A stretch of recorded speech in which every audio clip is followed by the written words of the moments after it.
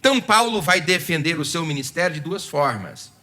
Primeiro, ele se preocupa em apresentar quem ele é diante do que ele faz. Isso é filosófico, olha para mim para você entender. Ele vai apresentar quem ele é diante daquilo que ele faz. Isso é interessante, evangelista Djalma, porque quando eu demonstro quem eu sou, consubstanciado com o que eu faço, ou seja, quando as obras que eu realizo consubstanciam, convergem aquilo que eu sou, fica mais fácil. Então Paulo se preocupa em apresentar quem ele é diante do que ele faz. Aí eu fiz uma pergunta: e o que ele faz? Quais são as três posturas do apóstolo São Paulo nos primeiros 2 versículos dessa minha fala? Versículo 10, versículo 11 e o versículo 12.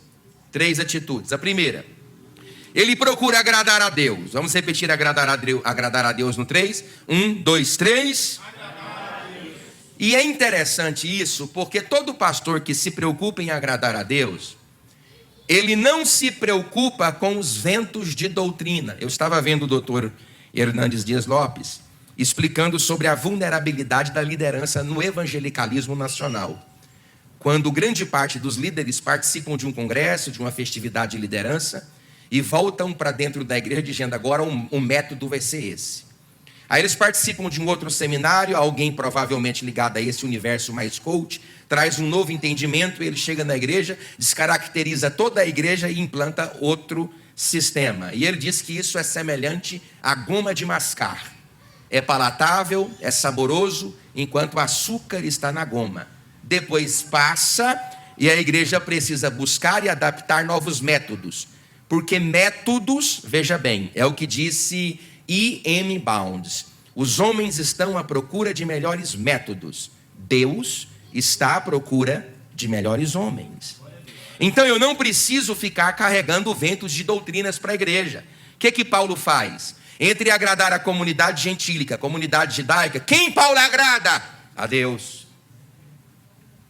Ele diz aqui, difícil agradar a Deus quando estamos diante de uma igreja infantil, viciada, doente e fragilizada. Porque nós temos que considerar hoje a frase, salvo engano, de John Stott, que o evangelho latino-americano, que grande parte desse evangelho está aqui no Brasil, tem 5.000 quilômetros de extensão e 5 centímetros de profundidade. As pessoas perderam profundidades na igreja. As pessoas não desejam na igreja buscar a presença de Deus, orgânica e ordinariamente. A igreja hoje, ela é uma igreja infantil, viciada, doente e fragilizada. Então, como um líder espiritual vai agradar a Deus diante de uma igreja desta? Grande parte das vezes que nós precisamos atuar nesse intervalo entre agradar a Deus ou agradar a igreja, a maioria da liderança, de cada 9 entre 10 pastores, vai escolher agradar a igreja. Porque ele depende da lã da igreja, da carne da igreja, do leite da igreja. Então, como ele vai desagradar pessoas? Porque se eu apresento um determinado desagrado, que seja ele na minha querigma, na minha pregação, facilmente eu vou perder cristãos que se categorizam assim, como Paulo está vendo aqui, uma igreja infantil, viciada, doente, fragilizada. Verdades de Deus que são eternas são capazes de aniquilar um rebanho vulnerável. Pedro chegou a dizer para Jesus, quando ele estava no seu ministério inaugural, o seguinte: Senhor, esse sermão é muito pesado.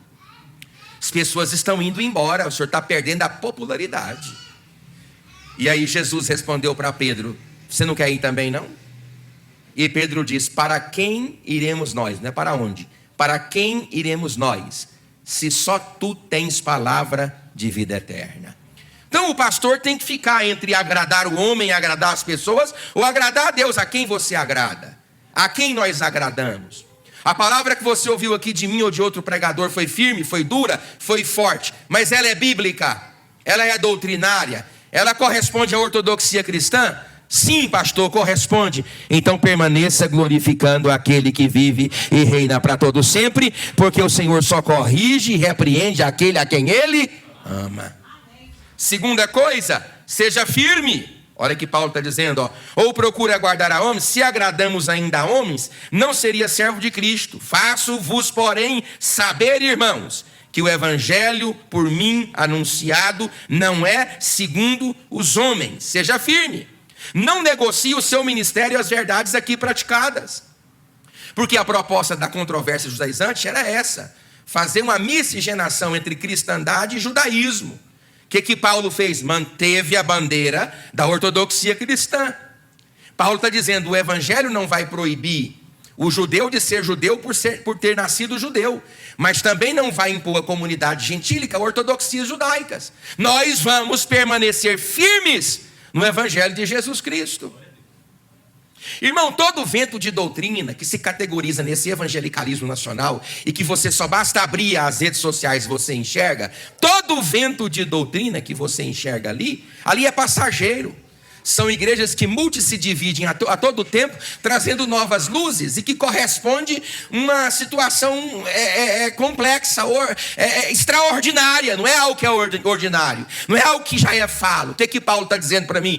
Presley, a palavra pode não ser palatável, mas ela é bíblica, sim. A palavra pode não ser palatável, mas ela nasce das escrituras, sim. A palavra pode não ser palatável, mas ela é ortodoxa, sim. Então permaneça nela. Porque quem é a igreja verdadeira sempre vai se alimentar do verdadeiro evangelho de Jesus Cristo. Você pode dizer glória a Deus? Terceiro lugar, mantenha nas suas origens. A igreja não precisa de novidades. Vamos repetir isso. A igreja não precisa de novidades. 1, 2, 3. Porque Paulo diz: porque eu não recebi, nem aprendi de homem algum, mas mediante revelação de Jesus Cristo. Olha, o que eu trouxe para vocês no passado, eu recebi de Cristo. O que eles estão trazendo, eles receberam de quem? Então, tenho que tomar cuidado. Irmãos, olha aqui para o pastor. Eu dirijo igreja há 20 e tantos anos. Eu fui para o campo missionário em 1997. Eu morei com diversos pastores. Você acha que eu já não ouvi de tudo? Eu já escutei até assim: pastor, vamos colocar uma piscina na igreja. Eu digo: a piscina? Eu digo: como uma piscina? A gente vai fazer os 7 mergulhos de Naamã. Por que as pessoas precisam de amuletos? Vou repetir para você e vou lhe ensinar. Por que as pessoas precisam de amuletos? Porque porque fé é abstrato. Fé se desdobra na abstratividade. Fé é algo abstrato. É não só abstrato, mas é filosófico. Fé é uma loucura. Se eu estivesse aqui naquela igreja Bola de Neve Church, eu ia dizer que é loucura, irmão. É loucura, doido. É loucura. E é loucura mesmo. Fé é uma loucura. Veja, você crê que as coisas vão acontecer hoje como se elas tivessem acontecido ontem. Isso é fé. Isso é loucura. Só crê nesse tipo de coisa 2 tipos de gente: doido ou crente. Outra pessoa não crê. Fé é irracional. Então, nós carregamos abstratividade na fé. Fé não é um elemento palpável. E só quem consegue exercer e categorizar a sua esperança em Deus é quem tem condições de abrir a chave com a fé. Mas as pessoas não têm. Aí eu dou amuleto. Vocês já estudaram sobre os ícones na história do cristianismo? Por que os ícones entraram na história do cristianismo na Idade Média? Onde todo o conhecimento era concentrado até a Renascença, a Igreja Católica Apostólica Romana, ela dominava as 5 áreas da humanidade: as artes, a economia, os governos, a ciência e a religião. Tudo na mão da igreja. Só que o povo que frequentava a igreja era um povo estupidificado, porque não tinha compreensão e nem leitura. Aí o que eles fizeram? Porque naquela época nunca houve tanto evangelismo em massa. Vai pegar os filmes dos nórdicos, dos góticos, dos vikings para você ver. Que você vê que havia o maior evangelista da nação era o rei. Bastava ele ser conquistado pelas comunidades cristãs, que ela forçava todo o exército a aceitar. Houve nórdicos que no batismo deles, pastor Valderi, ajoelharam todos eles em água de uma vez só que a mão desembainhada para cima, com a arma, para cima das águas, para dizer que eles ainda continuariam matando. Aí esse povo entra dentro da igreja, e eles não sabem de nada. Aí que a igreja falou: não, vamos fazer os ícones. Vamos fazer as estátuas. Vamos fazer nossos heróis, nossas celebridades. Aí fizeram Pedro, Paulo, fizeram todo o colegiado apostólico e outros. Aí de repente os clérigos da igreja entraram na igreja e começaram a perceber, pastor Roberto, que esse povo estava se prostrando para quem? Para as estátuas. Porque eles introduziram na igreja as práticas que eles tinham lá fora. Tal como as irmãs lá de Corinto tentaram fazer. E Paulo, vocês não façam. Fiquem caladas. Lembra disso? Só que aqui não tem ninguém para falar. Por causa que corre outra coisa. Então esse povo ficou fragilizado. Eu já ouvi muita gente tentando materializar a fé, dar amuleto para o povo. Por quê? Porque a igreja gosta de coisa palpável. Gosta tanto de coisa palpável. E é tão estupidificante de modo geral no evangelicalismo, que você vê aí apóstolo na internet vendendo o papo de anjo com o vento dele dentro por R$500. Outro dia tinha um aí no mar pegando areia para botar num litro, dizendo que era areia lá de Israel. 1.000 conto um galão de 2 litros.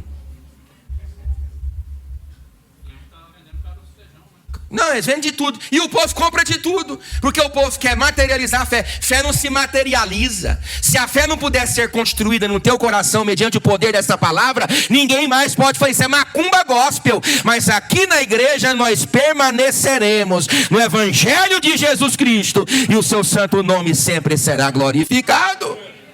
Então eu preciso me manter nas origens.